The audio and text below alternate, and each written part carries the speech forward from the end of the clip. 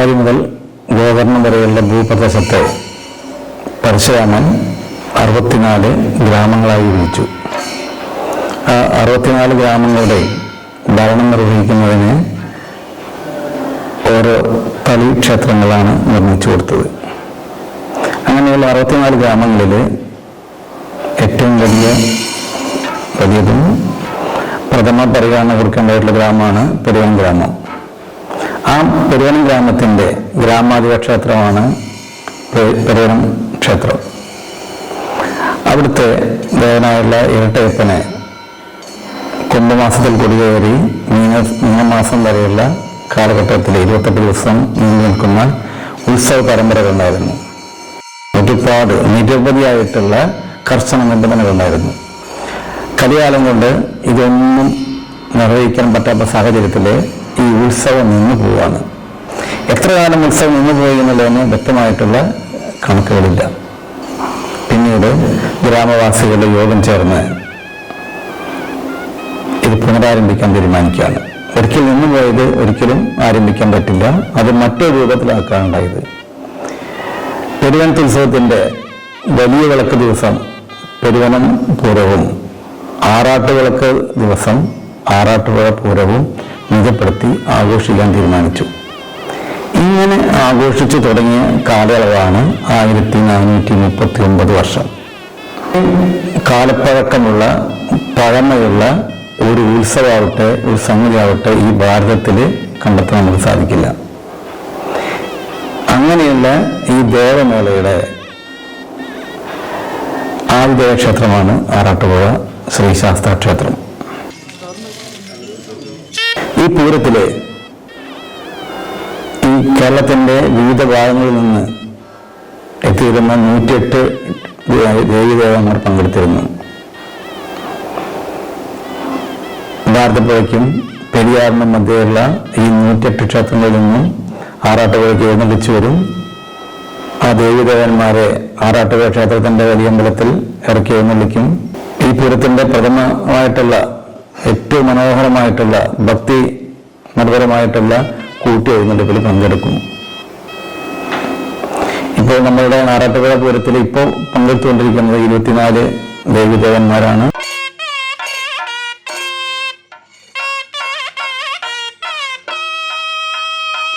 ദേവഗുരുവാണ് ആറാട്ടുപുഴ ശാസ്താവ് വസിഷ്ഠൻ എന്ന് പറയുന്ന ആ ഒരു സങ്കല്പത്തിലാണ്. ആ വസിഷ്ഠനായിരിക്കുന്ന ആ ശാസ്താവിൻ്റെ അടുത്തേക്ക് ഈ ഭൂമിയിലെ എല്ലാ ദേവീദേവ ചൈതന്യങ്ങളും ഈ ആറാട്ടുപുഴ പൂരത്തുന്ന ആള് അവിടെ എത്തിച്ചേരുന്നു.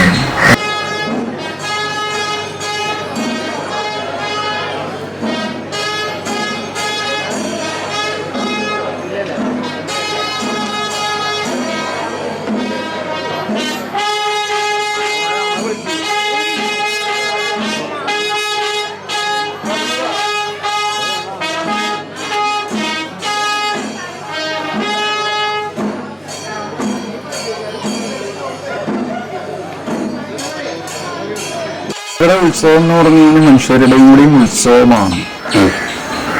ഒരു ദേശത്ത് ഒരു അമ്പലത്തിൽ കൊടിയേറി ഉത്സവം തുടങ്ങിക്കഴിഞ്ഞാൽ ആ ദേശത്തിന്റെ ഉത്സവമാണ്. അവിടെ പിന്നെ ഉത്സവത്തിനാണ് പ്രാധാന്യം, മറ്റുള്ള ഒരു ചടങ്ങിനും പ്രാധാന്യമില്ല. കല്യാണങ്ങൾ നടത്താറില്ല. അങ്ങനെയുള്ള നമ്മളുടേതായിട്ടുള്ള ഉത്സവം കൊടിയേറി കഴിഞ്ഞാൽ പിന്നെ ആ ദേശത്ത് അത്തരത്തിലുള്ള കർമ്മങ്ങളൊന്നും നമ്മളുടേതായിട്ടുള്ള ഉത്സവ ചടങ്ങുകൾ ഭാഗം മാത്രമാണ് അവിടെ എല്ലാവരും ഉത്സവ ലഹരിയിലേക്ക് എത്തിക്കുക എന്നുള്ളതാണ് ഈ ഉത്സവത്തിൻ്റെയും പൂരത്തിൻ്റെയും ഒക്കെ പ്രാധാന്യം. പഴയ കാലത്ത് ഒരു കാര്യം പറയാറുണ്ട്, മീനമാസത്തിലെ ആറാട്ടുപുഴ പൂരത്തിന് ഒരാളെ കണ്ടില്ലെങ്കിൽ അയാള് മരിച്ചതായിട്ട് കണക്കാക്കും.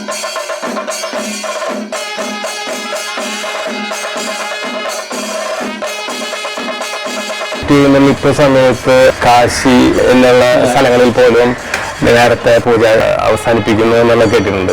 അത് സ്വതവേ 30 ദേവന്മാരെ തെരഞ്ഞെടുക്കുന്ന സങ്കല്പം. അതേപോലെ ലക്ഷ്മണ ക്ഷേത്രം എന്തെങ്കിലും ബാക്കി എല്ലാ ക്ഷേത്രങ്ങളിലും ആറാട്ടുപുഴ പൂരത്തിൻ്റെ കത്തായ പൂജ തിരുമാസം അത് മനുഷ്യന്മാർക്ക് മാത്രമല്ല ദേവന്മാര് വരെ എല്ലാ 33 ദേവി ദേവന്മാര് എല്ലാവരുടെയും ആ ഒരു സാന്നിധ്യം ആണ് അവിടേക്ക് എത്തിക്കുന്നത്.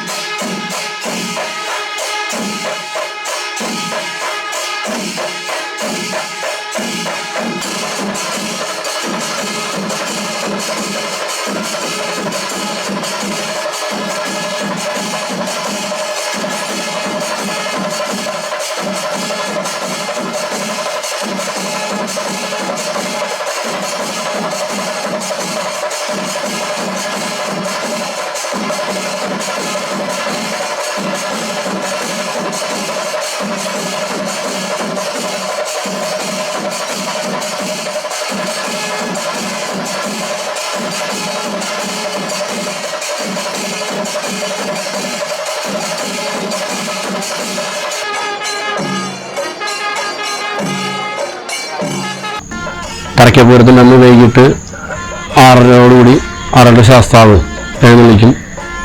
9 ആനയുടെ അകമ്പടിയോടും പാണ്ഡ്യമേളത്തോടു കൂടിയിട്ട് ശാസ്താവിൻ്റെ മേളം തുടങ്ങും. ഏകദേശം ഒരു 9:30 മേളം അവസാനിച്ചാൽ തൊട്ടിപ്പാള് ഭഗവതി പഞ്ചായത്തോടുകൂടി വരുന്നു. ഊരകത്തമ്മതിരുടെ 3 ആനയുടെ അകമ്പടിയോടുകൂടി മേളത്തോടുകൂടി വന്ന് തറയ്ക്കൽ കൂടിയാലോചന എന്ന ചടങ്ങാണ്. പിറ്റേ ദിവസം നടക്കുന്ന പൂരത്തിനെ കുറിച്ചുള്ള ഒരു അവലോകനം, തയ്യാറെടുപ്പ് എന്നാണ് ഈ തറയ്ക്കൽ പൂരത്തിന് വിശേഷിപ്പിക്കുന്നത്. മേളം കഴിഞ്ഞാൽ ശാസ്താവ് കണ്ടത്തിലേക്ക് ഇറങ്ങി പ്രത്യേക സ്ഥാനത്ത് വന്ന് ശാസ്താവും ആറാട്ട് ശാസ്താവും തൊട്ടിപ്പാൽ ഭഗവതിയും ഒരുമിച്ച് നിൽക്കുകയും മുഖാമുഖമായി ഊരകം അമ്മതിരുടെ നിൽക്കുകയും ചെയ്ത് അരിയളവ് എന്ന് പറഞ്ഞ ഒരു ചടങ്ങാണ്. അരിയളവ് എന്ന് പറയുമ്പോൾ ആറാട്ട് ശാസ്താവിൻ്റെ ഊരാളന്മാർ 3-ൽ കൂടുതൽ ആളുകൾ വന്ന് 3 ദേവി ദേവന്മാരുടെയും മധ്യത്തിലായി ചേങ്ങില വച്ച് അതിന് മുകളിൽ തുണി വിരിച്ച് മുണ്ട് വിരിച്ച് അതിൽ അരി അളന്ന് കൊടുക്കുന്ന ഒരു ചടങ്ങാണ്. പിറ്റേ ദിവസം പൂരത്തിൽ പങ്കെടുക്കുന്ന എല്ലാ ദേവീ ദേവന്മാർക്കും മറ്റുള്ള അമാനുഷിക ശക്തികൾക്കും ഭക്ഷണം ഒരുക്കുകയും അതിനുള്ള ചെലവ് വഹിക്കുകയും വേണ്ടി ചെയ്യുക എന്നതാണ് ആ ചടങ്ങിൻ്റെ ഉദ്ദേശം.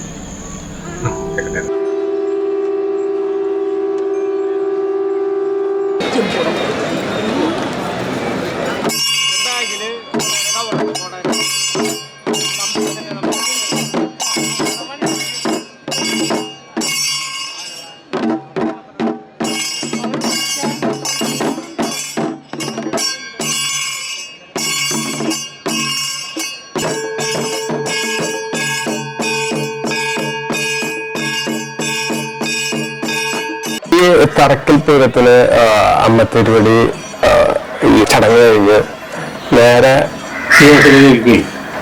ഇന്നത്താണ് ഇറക്കി പൂജ ചെയ്യുന്നത്. ഈ കേരളത്തിൽ ഇറക്കി പൂജയുള്ളത് ഇല്ലങ്ങളിൽ കീഴ്ച മാത്രമേ ഉള്ളൂ. അതെന്താ കാരണം വെച്ചാൽ കീഴോട്ട് വരുന്ന ഒരു കുട്ടി സ്ഥിരമായിട്ട് ഉലകത്തിനകത്ത് തൊഴാൻ പോകും. അപ്പോൾ അതിന് ഏതാണ്ട് പ്രായമായിപ്പോൾ അതിന് വിവാഹം കഴിച്ചു കൊടുക്കാൻ കാരണന്മാർ നിശ്ചയിക്കും. അപ്പോൾ അത് ആലോചിക്കുന്നത് എങ്ങനെ വിവാഹം കഴിച്ച് കൊടുക്കാൻ എനിക്ക് അമ്പതിലേക്ക് പോകാൻ പറ്റില്ല. അതിനൊക്കെ ഞാൻ കാട്ടിട്ടൊക്കെ ഞാൻ കാട്ടിക്കുന്നതാണ് അതെന്നുള്ള. അപ്പോൾ ജീവിച്ചാൽ കയ്യുമ്പത്തെ 2 സ്വർണ്ണവളയൊക്കെയായിരുന്നു. അത് ആ മടക്കി വെച്ചു. അങ്ങനെ അകത്തേക്ക് പോയി പിന്നെ കണ്ടിരിക്കുകയാണ് ദേവിക്ക് ജയിച്ചു വിളിച്ചു. അപ്പോൾ ഇങ്ങനെ അങ്ങനെ പോയി എന്നുള്ളത് അറിയാൻ വേണ്ടിയിട്ടാണ് ഈ വള ഉപയോഗിച്ചത്.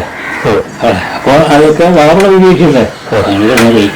അതാണ് തിരുവോട്ടുകളെ കടലായിൽ ഇറക്കി പൂജയ്ക്ക് അന്തർജനങ്ങളെ അനുഗ്രഹിക്കുക. അവിടെ ബാക്കി ക്ഷേത്രത്തിലും പൂജയും കർമ്മങ്ങളൊക്കെ മേശാന്തിയോ തന്ത്രിമാരോ അങ്ങനെയൊക്കെയാണല്ലോ. അവിടെ അന്തർജനങ്ങളുടെ ഞങ്ങളുടെ പൂജയ്ക്ക് ഉണ്ട് ആദ്യം. അത് കഴിഞ്ഞാൽ അന്തർജനങ്ങൾ അപ്പം ഇരിക്കും രാത്രി. അത് അന്തർജനങ്ങൾക്ക് അവിടുത്തെ മൂത്ത കർമ്മകൾ വേണം. അന്തർജനങ്ങൾ അതിൽ അന്ന് ദിവസം പട്ടിണിയാണ്. ഈ ഇന്ത്യയിലും കഴിയുന്നവരെ ജലപാനം കഴിക്കില്ല.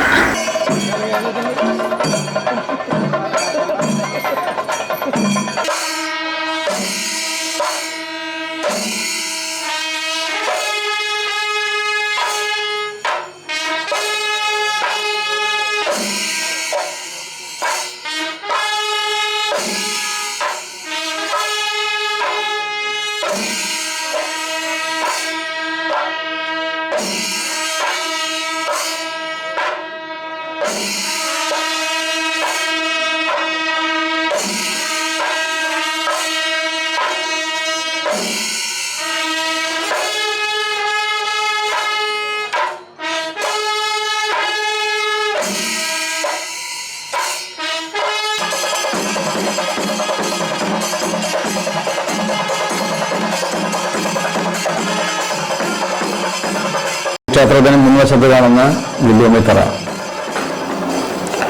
30 കോടി ദേവതകളും യക്ഷകിന്നര ഗന്ധർവാദികളും എന്നുവേണ്ട ഈ ഭൂമിയിലെ സകല പരാതരങ്ങളും ആറാട്ടുപുഴ പൂരത്തിൽ പങ്കെടുക്കാൻ ആറാട്ടുപുഴയിൽ എത്തുമെന്നാണ് വിശ്വാസം. അങ്ങനെ ആറാട്ടുപുഴ പൂരം ദിവസം ഈ ഭാരതത്തിലെ എല്ലാ ക്ഷേത്രങ്ങളിലും ഒന്നുകിൽ അത്താഴപൂജയില്ല, അഥവാ ഉണ്ടെങ്കിൽ അത് നേരത്തെ കഴിയും. നേരത്തെ കഴിഞ്ഞ് അത്താഴപൂജ നേരത്തെ കഴിഞ്ഞ് നടയടയ്ക്കും. അത് എന്തിനു വേണ്ടിയിട്ടാണെന്നാണ്. അത് ആ ദേവീദേവന് ആറാട്ടുപുഴ പൂരത്തിൽ പങ്കെടുക്കാനാണ്.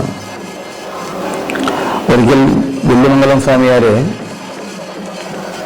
ശ്രീവർക്കുന്നാഥനിൽ ദർശനത്തിനെത്തി. ദർശനത്തിനെത്തിയപ്പോൾ ശ്രീകോവിലിലെ ഭഗവാനെ കാണാത്തത് കൊണ്ട് ദിവ്യാത്രങ്ങൾ കൊണ്ട് ആരാഞ്ഞ് ഭഗവാൻ എവിടെയാണ്. അപ്പോൾ ആറാട്ടുപുഴ പൂരത്തിൽ പങ്കെടുക്കേണ്ടതുണ്ട്, അതുകൊണ്ട് ആറാട്ടുപുഴയ്ക്ക് പോവുകയാണ്. പരമശിവൻ പോലും പങ്കെടുക്കുന്ന പൂരത്തിൻ്റെ മഹാത്മ്യം കാണാൻ വേണ്ടി വില്ലുമംഗലം സ്വാമിയാരും ആറാട്ടുപുഴയ്ക്ക് എത്തി. സാധാരണ പൂരക്കാഴ്ചകൾ കണ്ട വില്ലുമംഗലം സ്വാമിയാർക്ക് പ്രത്യേകിച്ചൊന്നും തോന്നിയില്ല. ഈ പൂരത്തിൻ്റെ സാധാരണ പൂരം പോലെ തോന്നിപ്പോയി. മഹാവിഷ്ണുവിൻ്റെ അംശാവതാരമായിട്ടുള്ള ശ്രീരാമചന്ദ്രനായിട്ടുള്ള തൃപ്രയാർത്തവരെ ഏകദേശം രാത്രി 12:30 കൈതവളത്തിലെത്തി. 4 മണിയായപ്പോഴേക്കും വെളുപ്പിന് 4 മണിയായപ്പോഴേക്കും അവിടെ ഇടതുഭാഗത്ത് ചാത്തപ്പുറം ശാസ്താവിനോടൊപ്പം ഉറവത്തമ്മ തിരുവടിയും വിഷ്ണുദേവിയായിട്ടുള്ള ഉറവത്തമ്മ തിരുവടിയും വലതുഭാഗത്ത് ചേർപ്പ് ഭഗവതിയും അണിനിരന്നിട്ടുള്ള ആ കൂട്ടിയെഴുന്നള്ളിപ്പ് കണ്ടപ്പോൾ വൈകുണ്ഠ സമാനമായിട്ടുള്ള കൂട്ടിയെഴുന്നള്ളിപ്പാണ്. വൈകുണ്ഠം കണ്ട പോലെയായി വില്ലുമംഗലം സ്വാമിയാർക്ക്. അതുകൊണ്ട് തന്നെ ആ ഇരുന്ന ഇരിപ്പിലിരുന്ന് വില്ലുമംഗലം സ്വാമിയാരെ അവിടുന്ന് ആ ഭൂമിയിൽ നിന്ന് മണ്ണെടുത്ത് ശിരസിലിട്ടാണ്. ഈ ഭൂമി അത്രയ്ക്കും പുണ്യമായിട്ടുള്ള ഭൂമിയാണ്. ഈ ഭൂമിയിൽ ജനിക്കാൻ തന്നെ ഒരു ഭാഗ്യം ചെയ്യണമെന്ന് വില്ലുമംഗലം സ്വാമി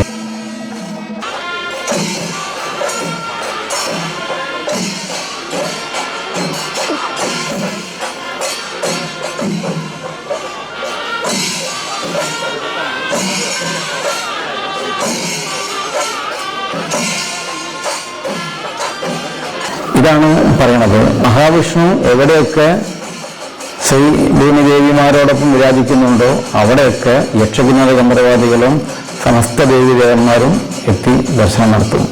അതുകൊണ്ടാണ് പറയുന്നത് ആറാട്ടുപുഴയിൽ ആണ് വൈകുണ്ഠസമാനമായിട്ടുള്ള കൂട്ടിയെഴുന്നള്ളിപ്പ്.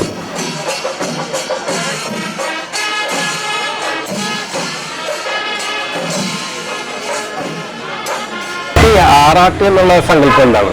ആറാട്ട് എന്നുള്ള ഒരു സങ്കല്പം യോഗാഭ്യാസത്തിൽ പറയുന്നതായിട്ടുള്ള ഒരു അമൃതവർഷണം എന്നാണ് അതിനെ കൽപ്പിക്കാവുന്നത്. അതായത് കൊടിയേറ്റുന്നുണ്ട്. ആ കൊടിയേറ്റ എന്നുള്ളത് കുണ്ടലിനി ഉദ്ധാനത്തെ കൽപ്പിച്ചുകൊണ്ടും ആ കുണ്ടലിനി ഉദ്ധാരണം ഉദ്ധരിച്ചു വന്ന് ആ സഹസ്രാര പത്മത്തിലെത്തി അവിടെ വരുന്നതായിട്ടുള്ള അമൃതവർഷണമുണ്ട്. ആ അമൃതവർഷണത്തിന്റെ പ്രതീകമാണ് ഇവിടെ ആറാട്ട് എന്നുള്ള ആ ഒരു സങ്കല്പം പറയാറ്. അപ്പൊ എന്താണെന്ന് വെച്ചാൽ ആ അമൃതവർഷണി സർവാംഗ എന്ന് വെച്ചാൽ അംഗങ്ങളോടുകൂടി ആ ജലത്തിലേക്ക് മുങ്ങി ലയിക്കുക എന്നുള്ളതാണ്. അതെന്താണെന്ന് വെച്ചാൽ നമ്മൾ ക്രിയാന്തമായിട്ട് ജല തീർത്ഥമാക്കി തീർത്ത് ആ ദേവന് ദേവസ്വരൂപമായിട്ടുള്ള തീർത്ഥത്തിലാണ് ആറാടുന്നത്. ആ ആറാട്ട് എന്നുള്ള ആ ആറാട്ടില് എല്ലാവരും ആ ദേവിയോടുകൂടി അല്ലെങ്കിൽ ആ ദേവന്മാരോടുകൂടി ഒന്നിച്ച് മുങ്ങുക.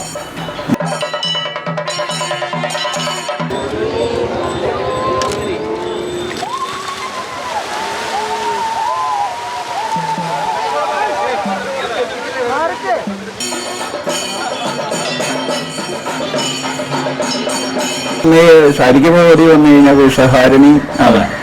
ആ പ്രദേശം മുഴുവൻ വിഷാംശങ്ങളെ നീക്കം ചെയ്ത് ആ ഭംഗി എല്ലാം മംഗളമാക്കി തീർക്കുന്നതിന് വേണ്ടിയിട്ടാണ് ശാരികഭഗവതി മുന്നോടിയായിട്ട് എല്ലാത്തിലും ആ ജലാംശത്തിൽ വരുന്നതായിട്ടുള്ള വിഷാംശങ്ങളെല്ലാം നീക്കം ചെയ്യലാണ്.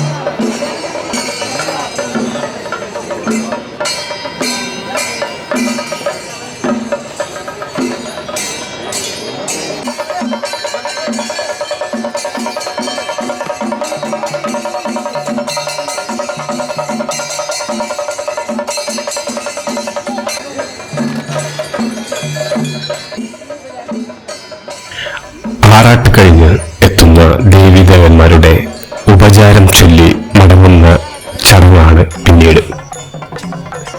7 ഖണ്ഡം വരെ അനുഗമിച്ചു വരുന്ന ആറാട്ടു ശാസ്താവിനെ ഉപചാരം ചൊല്ലി ചേർപ്പ് ഭഗവതി മടങ്ങുന്നു. തുടർന്ന് ഊരത്തമ്മ തിരുവടിയുടെ മടക്കമായി.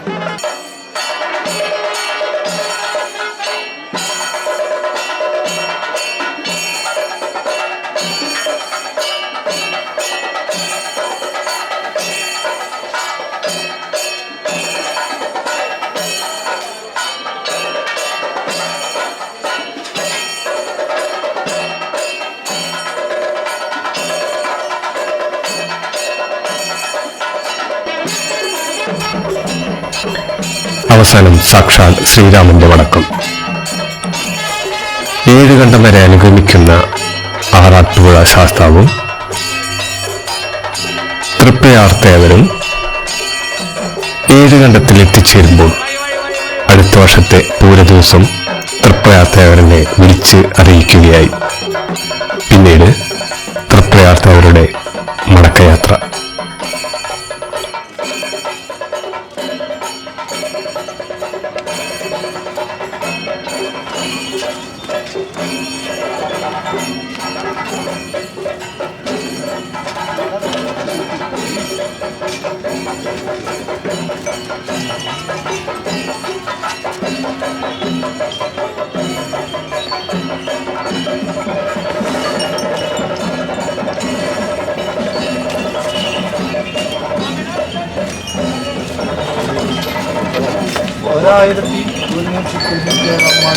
മീനമാസം 2-ാം തീയതി ആറാട്ടുപുഴ പൂരം.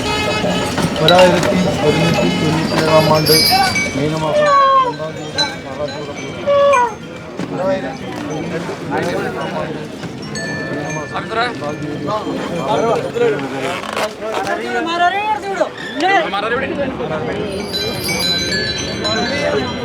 ആറാട്ടുപുഴ പൂരം.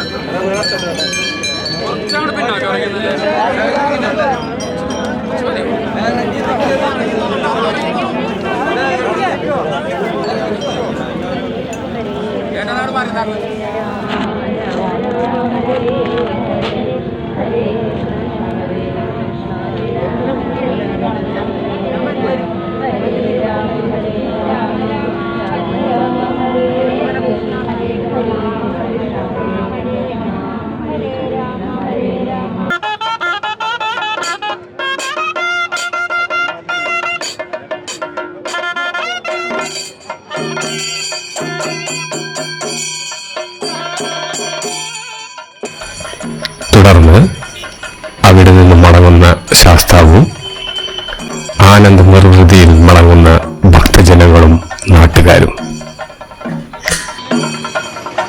ഈ വിസ്മയമെല്ലാം കണ്ടു മടങ്ങുമ്പോൾ നമ്മൾ കാണാത്ത മറ്റൊന്നുണ്ട്. ദിവസങ്ങൾ നീണ്ടു നിൽക്കുന്ന ഈ പൂരത്തിന് തിരശ്ശീലയ്ക്ക് പിന്നിൽ പ്രവർത്തിച്ച ഒരു പറ്റം നല്ലവരായ ജനങ്ങളുടെ കഠിന പ്രയത്നത്തിന്റെ ഫലമാണ് നമ്മൾ ഇന്ന് കാണുന്ന ഈ പൂരം. അതുപോലെ തന്നെ നമ്മളുടെ ഈ ചിത്രീകരണത്തിന് വേണ്ടി ഒരുപാട് നല്ല വ്യക്തികളുടെ സഹായ സഹകരണങ്ങൾ ലഭിച്ചിട്ടുണ്ട്. പ്രത്യേകിച്ച് രാജേന്ദ്രൻ മാസ്റ്റർ, പൂരകം അമ്മത്തിരുവടി ക്ഷേത്രത്തിലെ പ്രധാന തന്ത്രിയായ കേശവൻ തിരുമേനി, അദ്ദേഹത്തിന്റെ മകൻ ഹരി തിരുമേനി, അതുപോലെ തന്നെ ആറാട്ടുപുഴ ക്ഷേത്ര ക്ഷേമ സമിതിയുടെ പ്രസിഡന്റും സെക്രട്ടറിയും ആയ അഡ്വക്കേറ്റ് കെ സുജയ്, മധു മംഗലത്ത് തുടങ്ങിയ നല്ലവരായ കുറെ വ്യക്തികളുടെ സഹായ സഹകരണം നമുക്ക് ലഭിച്ചിട്ടുണ്ട്. അവർക്കെല്ലാവർക്കും BK2 വേൾഡ് ടിവിയുടെ എല്ലാ പ്രേക്ഷകർക്കും വേണ്ടി ബിഗ് സല്യൂട്ട്. നിങ്ങളുടെ എല്ലാ അഭിപ്രായങ്ങൾക്കും നിർദ്ദേശങ്ങൾക്കും വളരെ പ്രാധാന്യമാണുള്ളത്. നിങ്ങളുടെ അഭിപ്രായങ്ങളും നിർദ്ദേശങ്ങളും തീർച്ചയായും താഴെയുള്ള കമന്റ് ബോക്സിൽ എഴുതി അയയ്ക്കുക. കൂടാതെ പുതിയതായി കാണുന്ന എല്ലാ പ്രേക്ഷകരും താഴെ കാണുന്ന സബ്സ്ക്രൈബ് ബട്ടൺ പ്രസ് ചെയ്യുക. തുടർന്ന് വരുന്ന എല്ലാ എപ്പിസോഡുകൾക്കും നോട്ടിഫിക്കേഷൻ ലഭിക്കുന്നതിന് വേണ്ടി അടുത്തുള്ള ബെല്ലൈക്കൺ പ്രസ് ചെയ്യുക. അടുത്ത എപ്പിസോഡായ ഗ്രാമബലിയോടുകൂടി നമ്മളുടെ ആറാട്ടുപുഴ പൂരത്തിന്റെ ചിത്രീകരണം അവസാനിക്കുകയാണ്.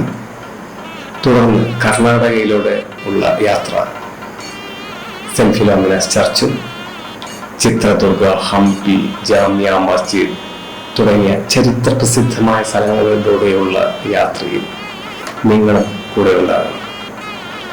എന്തായാലും അടുത്ത എപ്പിസോഡിൽ കാണുന്നത് വരെ തൽക്കാലം വിടവാങ്ങുന്നു. പോകാം നമുക്കൊരുമിച്ച്. നിങ്ങളുടെ സ്വന്തം BK.